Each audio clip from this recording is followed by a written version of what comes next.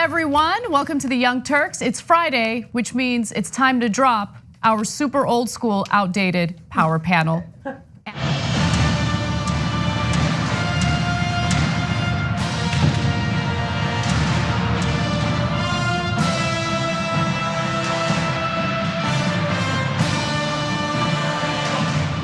Power panel time. Maj Jobrani. How are you, Anna? I'm great. Adrienne Lawrence. Hello. I'm loving today's show. Look, there are all sorts of stories that I'm looking forward to covering, but the absolute best story has to do with climate change and the fact that we have all these young activists in more than 150 countries getting active, demanding change, demanding aggressive action by our politicians. We're gonna get to that later in the show. We sent Emma Vigeland to the demonstrations in New York, John Iadarola to the protests in LA. We have lots of great video to share with you guys. And of course, we're gonna cover some of the updates to the whistleblower complaint that we gave you some details about yesterday. That story has developed, and it is insane. But before we get to all of that, just wanted to see how you guys are doing. You guys excited? I'm excited. There's so much to cover. Life is good. Lot to talk about. Yeah, it seems like there's something every day. Every day, no matter what angle, no matter what you're concerned, there's something. Yeah, and it's Friday, which means as soon as we're done with the show, approximately 58 stories will break. And yeah. Well, I've been working on projects. So what happens is you take a few hours to write something or be with your kids, be with your kids, be with your kids. And then you turn it on and they go, something else just happened. Exactly. I mean, this week alone, there was fear that we're gonna invade Iran. Yes. I mean, that feels like an old school story at this point. Yes, but this time at least we were locked and loaded, not cocked and loaded. Remember last time? Yes, we were cocked and But loaded? also we have to think about, we're so busy that the whole UFO stuff that came out that said, where the government said it was legit, that there was a UFO sighting and all this other stuff, that doesn't even really get play. Doesn't make any news, no. yeah. And Stallone's coming out with First Blood 10, something like that today. Okay. So there's a lot going on in the world. That's a pretty big story. That's a big I missed that one. story. Yeah. All right, well, let's get to an actual big story. And it has to do with what we reported on yesterday, the whistleblower complaint. We have a little more information regarding the whistleblower complaint that was filed against Donald Trump and a conversation he had with a foreign leader where he allegedly made some sort of promise. Now, the whistleblower, who has not been identified, is part of the intelligence community, and this individual found the phone call troubling enough and the alleged promise troubling enough to file a formal whistleblower complaint. Now, after that was done, there's been a lot of back and forth about whether or not the director of national intelligence did the right thing in withholding details of this complaint from congressional lawmakers. But today we found out that Ukraine is involved, allegedly involved. We still don't know too many specifics about what happened in these exchanges between Donald Trump and the leader of Ukraine, but I do want to give you some of the details we do know so far. So 2.5 weeks before the complaint was filed, Trump spoke with the Ukrainian president, a comedian and political newcomer who was elected in a landslide in May.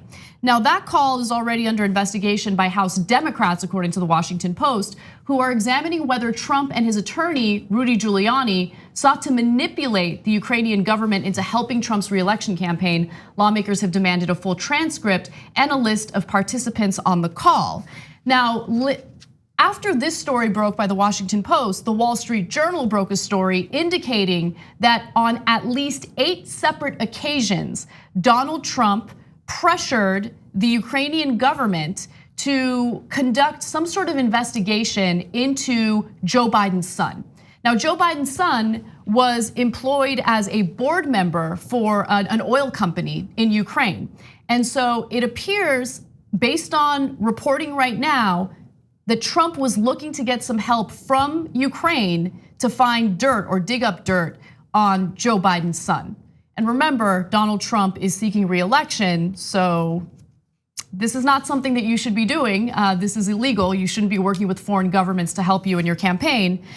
So Trump, in a July phone call, repeatedly pressured the president of Ukraine to investigate Democratic presidential candidate Joe Biden's son, urging the president about 8 times to work with Rudy Giuliani, his personal lawyer, on the probe. So I'm gonna go to a timeline to kind of help people really understand and visualize how this all went down. But I do want to get your thoughts before we go to that video. Well, I mean, he's done it before. He sought the Russians' help to win the first election, so now he's just moving over to Ukraine to get help.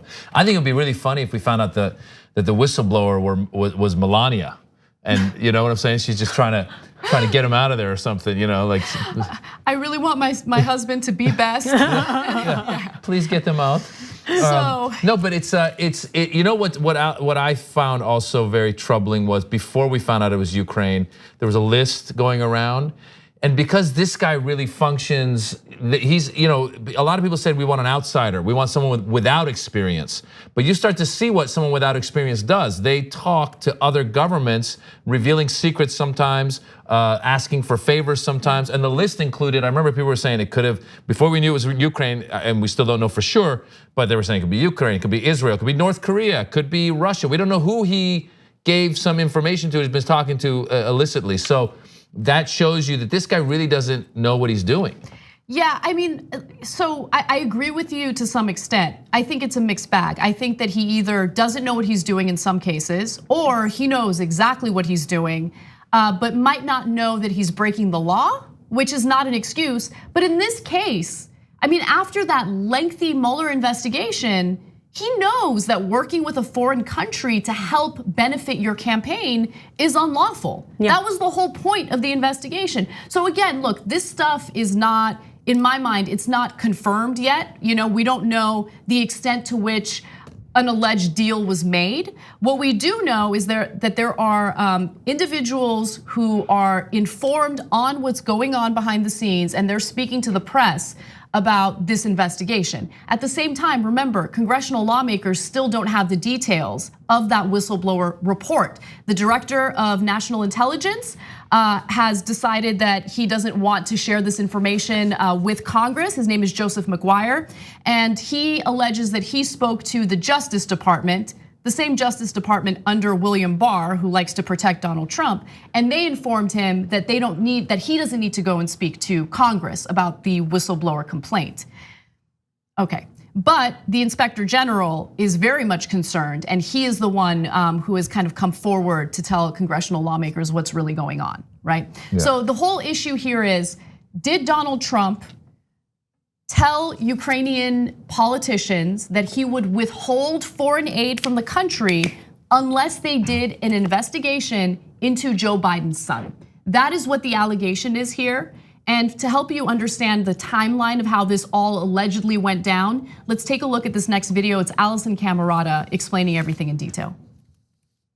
Giuliani and President Trump spoke with the Ukrainians. The president threatened to withhold $250 million in military aid to Ukraine. Weeks later, 3 House committees launched investigations into whether the president and Giuliani were pressuring the Ukrainians to help Mr. Trump's re-election campaign. A few days after that, the Trump administration abandoned the effort to withhold military aid. And now, CNN has learned the White House and Justice Department advised the intelligence chief to withhold the whistleblower's complaint from Congress. So the House Democrats, specifically individuals in the House Intelligence Committee, are moving forward with the investigation. They want to know exactly what that whistleblower report contained. But at the same time, I mean, there are so many investigations being done on Donald Trump, and it just feels like nothing ever gets anywhere because they're unwilling to take it to the next step, right? And I think that's absolutely right. And kind of just to build off what you were saying earlier, I think Donald Trump knows what he's doing. It's a fact that we won't hold him accountable. He also knows that nothing's going to happen, so why not continue to break the law? And we see this kind of relationship he's built with Russia, and we know that Russia and Ukraine have had strained relationships to begin with. So to be able to, join forces and bully up and let me see if I can strong arm Ukraine by withholding aid, and who knows what else he told Ukraine's president in that call. But we know that he doesn't see any ramifications because we've given him no reason to think there will be any ramifications or consequences for his behavior. Yeah, and he's also had, I guess this week there was a couple of appeals they were trying to get his taxes. He appealed that. He's if he's got deep pockets and he can keep appealing stuff, it's going to be, it will take some in the Republican Party to open their eyes and go, and I don't know if it's ever going to happen, but for them to go, wait a minute, this is actually, it is an attack on America and American democracy. Because really what he's doing is by playing this game, making a call and telling another, another guy to strong arm his own government, to investigate something. It's just basically, it is the playbook of a dictator, right? So it is gonna take someone in the Republican Party or something to happen that's undeniable. I mean, this is just an open, they're doing it in the open, right? They are doing it in the open, and he is, to Adrian's point, he's definitely emboldened by the fact that he hasn't been held accountable at all by the Democratic Party. They're incredibly weak, Nancy Pelosi specifically, who refuses to even open an impeachment inquiry, right? And so some people might argue, all this nonsense about Russia, what's the point of this? It's not gonna go anywhere. But it's not just about Russia, okay? These are new allegations that aren't even related to Russia. This is about Ukraine and potentially having a US president try to dig up dirt about his political opponent for his re-election campaign using a foreign government. That's illegal, he's not supposed to do that. But there's also a litany of other issues, including the obstruction of justice, which again, if you read the Mueller report, is clearly outlined in that report. There's the fact that he used his charitable foundation to enrich himself. There's so many different, the hush money payments, but it doesn't matter. There's nothing in my mind that would, even if it's clear cut, it's obvious, the evidence is right in front of you. There is nothing that will push Democratic leadership to have the courage to do the right thing, and that's pathetic. And the same goes for Republicans. Republicans are protecting their tribe, they're protecting Trump, and they refuse to hold him accountable because they're worried about their own political careers. Every Republican politician who has spoken out against Trump has paid a political price for that. So it's about the party, it's about the Republican voters and what they're complicit in. And it's really pathetic and sad. One thing I wanted to clarify though is Michael Atkinson, who is the Inspector General. He answered some questions by members of Congress, and while he says that it is not his right to share the details of the report, the one thing that he did tell them is that it wasn't one call. So Michael Atkinson actually said that there were several conversations between Donald Trump and the leader of Ukraine. However, he can't get into the details of all of those calls or what the or what the whistleblower's report said. Now, Donald Trump, though, has been asked some questions about this, and let's take a look at what he has to say. It's a partisan whistleblower. They shouldn't even have information. I've had conversations with many leaders that are always appropriate. On that point, did you discuss Joe Biden, his son, or his family with the leadership? It doesn't matter what I discussed, but I will say this. Somebody ought to look into Joe Biden's statement because it was disgraceful, where he talked about billions of dollars that he's not giving to a certain country unless a certain prosecutor's taken off the case. So somebody ought to look into that, and you wouldn't because he's a Democrat. I don't know the identity of the whistleblower. I just hear it's a partisan person, meaning it comes out from another party. Was it Joe Biden during the conversation? I don't want to talk about any conversation. So what he's referring to is a prosecutor who was looking into the oil company that Joe Biden's son was working at. And this prosecutor was so corrupt that politicians in Ukraine voted him out, right? And the government of Ukraine looked into these allegations against Joe Biden's son, alleging there might have been a conflict of interest when it came to this prosecutor, and they actually cleared him of it. So Donald Trump, let's not allow Republicans, and specifically Donald Trump, to distract us from what the heart of this issue is. It is not Joe Biden, someone who I have no love for, by the way. It has everything to do with the fact that he could be working with a foreign government to dig up dirt on his political opponent, which is illegal. It is a crime. He was investigated for that in the context of the Russia investigation. This is the country we're living in, well, right? First of all, he looked horrible. And when doesn't he? Well, presidency is supposed to age you, but I mean, he's just like, he looked horrible. Yeah, there wasn't much to start with. I'm not that pretty, but I mean, he looks worse than. I mean, I don't know. He looks guilty. He looks guilty and stressed. He looks like he's using my foundation. He's using your. Okay.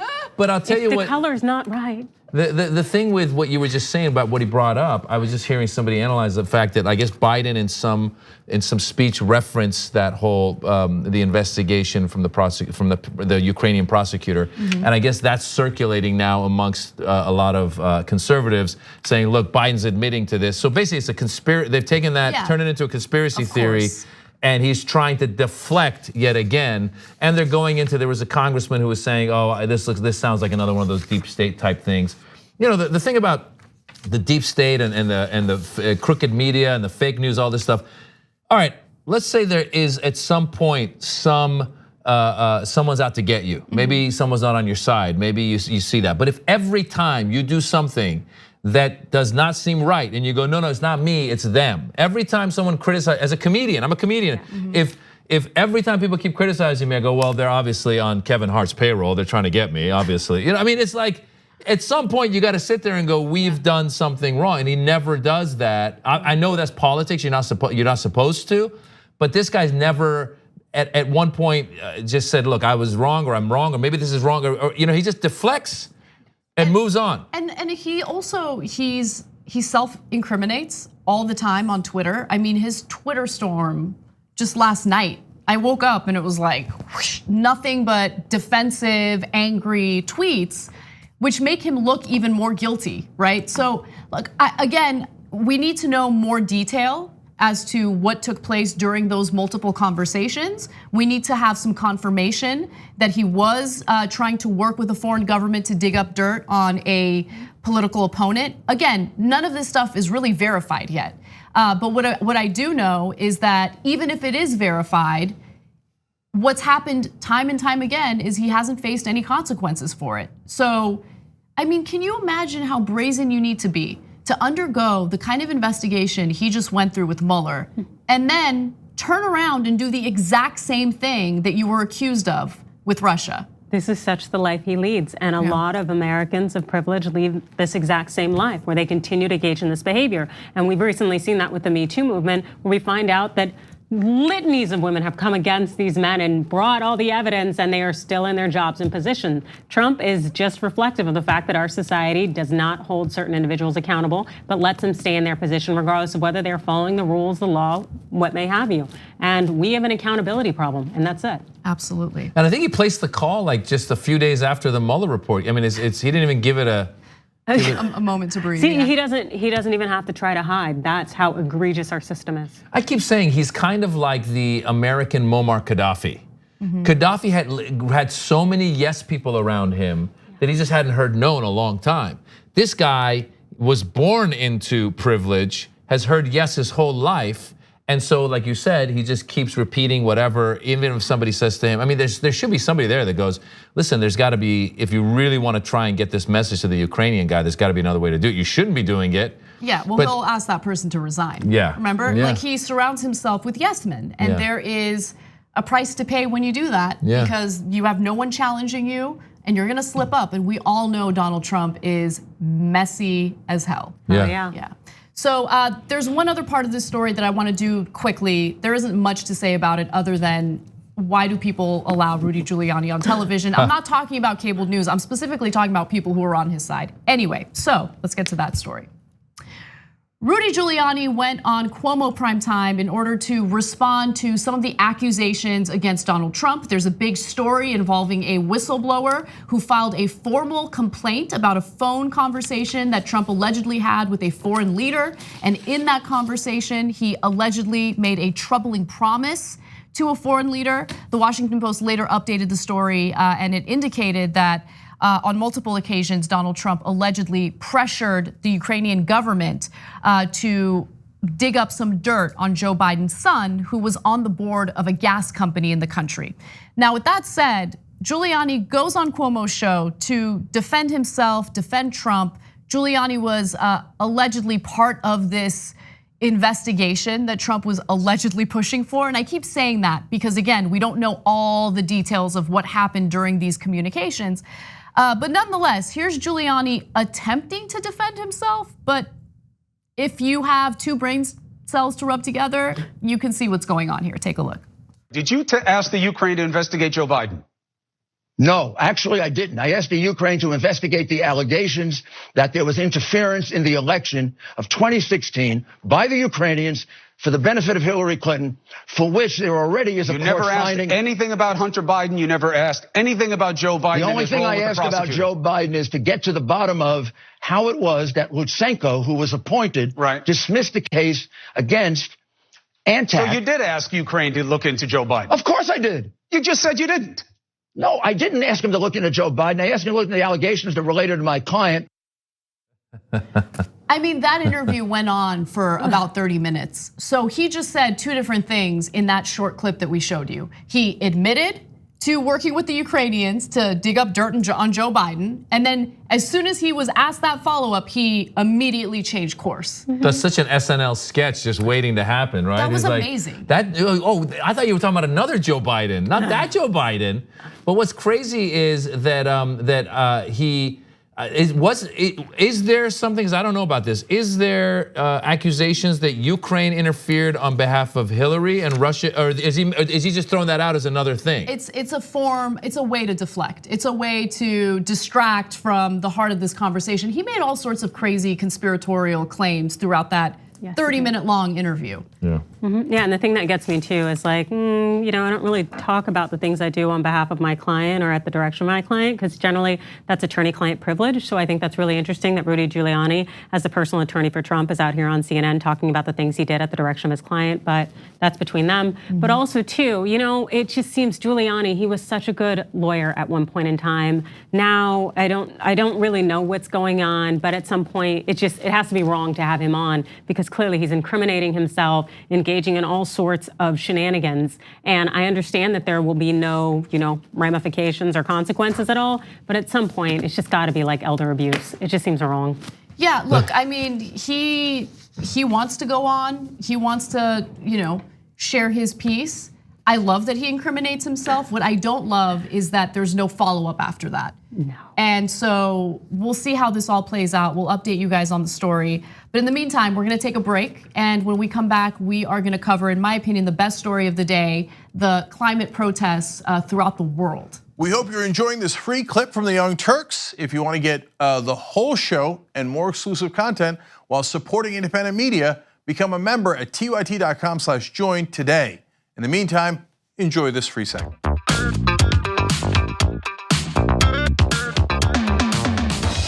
Welcome back to TYT. Anna, Maz, and Adrian with you. I want to do some quick live reads, some announcements. So Friday Power Panel, as you guys know, we're trying to do our show on different platforms. So our Friday Power Panels are a little different. We are going to air on Pluto TV, Zumo, the Roku channel, and YouTube TV, but we won't be on YouTube next Friday. We're not on YouTube this Friday either. We're just trying to diversify and try different platforms out. So please check us out on some of those platforms that I mentioned. Also, a quick announcement about some political stuff going on. So on Sunday, September 22nd, Cenk Uygur will join Morgan Harper for a fundraiser in Los Angeles. She's running for Congress in Ohio's 3rd district. This is an incredibly important election. It's incredibly important that we get more Justice Democrats elected, so we have a progressive caucus and we're able to accomplish some of these policies that we want to accomplish. Look, guys, we can't accomplish all these wonderful policies that we're hearing from candidates like Bernie Sanders unless we have the congressional power to do it. So please get involved. If you're interested, you can join by going to Rush Street in Culver City this Sunday at 7:30 p.m. You can RSVP at tyt.mh for OH, so obviously Morgan Harper for Ohio.org. All right, tyt.mh for OH.org. All right, and then finally, Ro Khanna will be on The Conversation, so tune into that. Monday, September 23rd is the date, and of course, as always, The Conversation starts at 5 p.m. Pacific, 8 p.m. Eastern. Okay, so let's get to my favorite story, super inspiring. Young activists from more than 150 countries have decided to skip school and take to the streets in order to demand more aggressive policy from lawmakers pertaining to climate change. I love this, especially when you look at the demographics, you see how young they are. According to the Washington Post in London, thousands marched past 10 Downing Street and the Houses of Parliament, some holding aloft signs that read, "Winter is not coming, and I'm taking time out of my lessons to teach you." I love that salty last one, that's really good. Martha Lickman, a 13-year-old Londoner, clutched a sign that read, "Oceans are rising and so are we." And just seeing this type of activism from young people really fires me up. We sent John Idarola and Emma Vigeland to some of these demonstrations. Emma's in New York, John is in Los Angeles. Let's start off with Emma in New York and see what some of these activists had to say. It shouldn't have to take us all together screaming for climate change for us to help our world. You know, like this should be normal. I am eternally frustrated with the decisions that our lawmakers are making because it is putting us, our lives, our children's lives, and our grandchildren's lives at risk. And they can't see that because they're old. And as like a young person, and we're all relatively young people, we know this is the one chance we have before we're gone. Our planet is dying, and we are doing nothing to save it. We need to march to help save our planet. All the adults are helping us with our future, like going to college and stuff, but there's no point if there's not going to be an Earth for us to like stay at. We got to like keep this Earth, otherwise there's nothing for us to fight for. I really want to have kids one day, and I don't think morally, ethically I could bring a human into the world knowing that this is going to happen. I want to live past 25 on an Earth that's inhabitable. That's true. Yeah? Yeah, we only have one Earth. You're down for living past 25? Yeah, just a little bit. Don't destroy your planet. We want to invade it. The world is changing, and not in a good way. We need to save our world. I love this, and I'm really curious to see how right-wing media covers these demonstrations, or if they even cover it at all. Because oftentimes when they do, they try to make these activists look as though they have no idea what they're talking about. They just want to skip school. But these are incredibly smart kids, and they know what's at stake, and it's just so great to see them. I mean, the numbers are insane. Yes, absolutely, and they have every reason and right to be upset because we all are thinking this as well in terms of, well, are we gonna have kids? Like they're saying 2050 is the cutoff in terms of actual life and being able to survive, and whether you know that or not, is it right to bring a child into this world? There are so many factors and things going on right now with the climate, and the reality is it's not necessarily that they're just old in terms of the decision makers, it's that they're greedy. And they're looking for ways to fill their coffers as opposed to ways to keep us all alive. And having these young kids out here, man, I was on a playground or I was hanging out with my friends when I was a kid. These kids are out here trying to save us. They should be able to live their lives, but the reality is they may not have anything to live for. Yeah, right wing will have the headline will say, you know, smart ass kids talk back or something, right? Paid child actors. But you know how they like that one. I really hope I got young kids. I feel that my kids are way further advanced than I am in their thought process, and I hope we can learn from them. The one thing that I'm a little worried about is I remember as a kid in the early '80s we were writing letters to President Reagan asking him to stop the nuclear race. And it feels like we've come full circle, and you got a guy now like Trump who's like saying, "Can we nuke storms and stuff?" I mean, it's crazy, right? Or even like gun violence. I did my college thesis on it. That was 20 years ago, and here we are. We're still in the same situation, if not worse. And so I hope that what these kids are doing actually has an effect. I wish, as a society, we could maybe reframe our energies. You know, my kids play a lot of sports, which is good. They play club sports, but what about like instead of club soccer, what if you had like club climate change protesting or something? You know what I'm saying? What if every like week, a political activism class? Every week you're like, we're gonna go protest. Yeah, you know, I mean that's kind of cool. And I wish kids at a younger age could actually vote, because I think then we might get some progressive things happening, but unfortunately they can't. Well, I'm so glad you mentioned that, because a lot of them are underage, they're not old enough to vote, so that's a great point. But there was a report I was watching on TV where a reporter on the ground asked, like, how many of you here are old enough to vote? And a lot of people raised their hands. And so people are fired up, and I hope that these are the types of issues that encourage people to go to the polls and vote for the right candidate who has the right plan in place. Now, with that said, John Iadarola went to the demonstrations in Los Angeles and spoke to some of those demonstrators about which candidate they felt was the best in helping to combat climate change. Take a look. On the Democratic side, we had that climate town hall. Some of them have plans.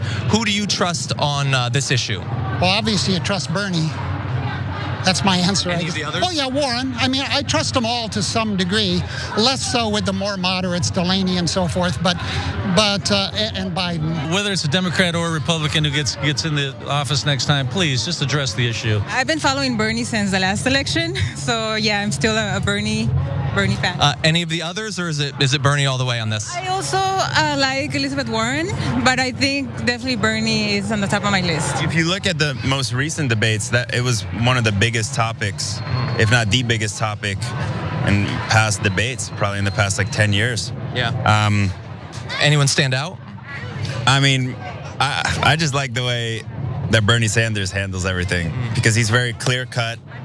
It's to the point. It's very simple language. Yeah. It's not a lot of like political hoopla.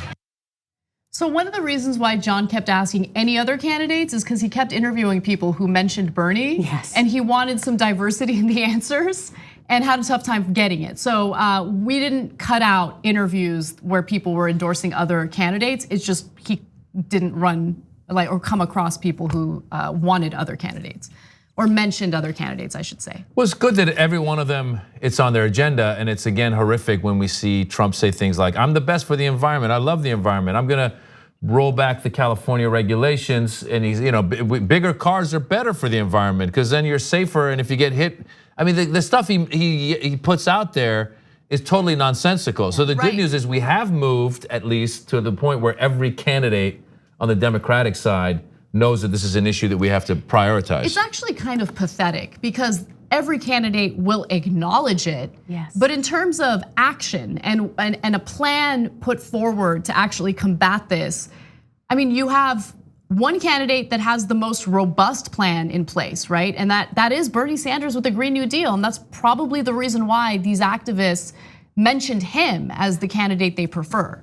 Yeah, and it makes sense that, and the population that comes out there and is more willing to speak up would be Bernie followers, because as you mentioned, he has the most robust plan. The thing is, it's like, as you also mentioned, the fact that somebody needs to do something. And unfortunately, I find that the moderate candidates, or the candidates that are more aligned with corporations, that's the big problem we have here, is trying to keep them happy yet keep the earth sustained. That's not how it's gonna work. You need someone who's willing to check these corporations and stand up to them, and that's really Sanders or Warren, that's no one else. And of course, that's probably why large corporations and mainstream media despise those two. Well, I want to move on to a different angle to this story because the activists, of course, are front and center. They're the most important, but there were some great speeches by public figures, and I want to share those with you. So, during the demonstrations in more than 150 countries to raise awareness and demand aggressive action against climate change, there were some speeches by individuals like Jane Fonda and Greta Thunberg that I really think is important for you guys to hear.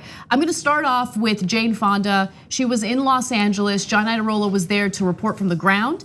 And here is a part of her speech. This is gonna take an all-out war on drilling, on fracking, on deregulation and racism and misogyny and colonialism and despair. Register to vote. Get everyone you know registered. Beware of candidates who favor cautious, moderate approaches. It's too late for that. If we'd started 30 years ago when everybody who has the oil extractions knew, if we'd started then, it wouldn't have to be so radical. But now our house is on fire, as Greta Thunberg says, and we have to act accordingly and vote for candidates who understand why the scope of the Green New Deal is required. So one of our producers who was there with John said that her speech was so powerful that it brought tears to her eyes. Wow. So I love seeing people who, look, I mean, I'm not saying this to insult her age, but I love seeing older, wealthy people get involved in this fight. And it's genuine, it's sincere. It's not due to political motivation. She's not running for president. She's not doing this for political gain. She's doing it because she cares. And hopefully it whips other people into shape so they realize, hey, this is a serious issue. Yeah, she's always been politically active. There was a great documentary on HBO about her, so I would hope people will watch it. I think it's a 4-part series, and you watch it and you realize, wow, even at the top of her fame, she was putting it on the line, kind of like Muhammad Ali has, and Colin Kaepernick now. You know, there are some people who at the top of their game are willing to speak out. And I have utmost respect for those people because I feel like what's the point of having fame or being an artist if you're not saying anything? Yeah, like Shailene Woodley, she was arrested at Standing Rock because she felt that it was important to take part in those demonstrations. Like, I have so much respect for her. She was in custody as a result of her political activism. So I have a lot of admiration for people who do that. Absolutely, and Jane Fonda, something I can definitely speak to, being a part of the Women's Media Center. You know, she's one of the founding partners with Gloria Steinem and also Robin Morgan that focuses on elevating the voice of women in media. Again, at her age, as someone who's been in the game for a long time and has made, you know, considerable wealth, she could quit that stuff. She doesn't have to raise awareness to issues that are important to her, but she's out there in LA in the heat, yelling at the top of her lungs, getting it done. And it's a beautiful thing because she's using her voice to draw attention to issues that need to be brought attention to. She is using her privilege and she is executing beautifully. And that's something we should all be grateful for. It's incredible. Well, one other incredible aspect of this was Greta Thunberg's speech. She spoke in New York, and we're gonna show you a snippet of that. Take a look. We have not taken to the streets, sacrificing our education for the adults and politicians to take selfies with us and tell us that they really, really admire what we do.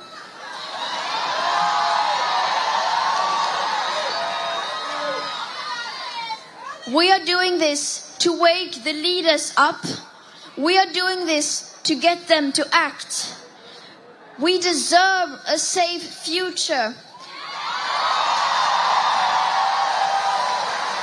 And we demand a safe future. Is that really too much to ask?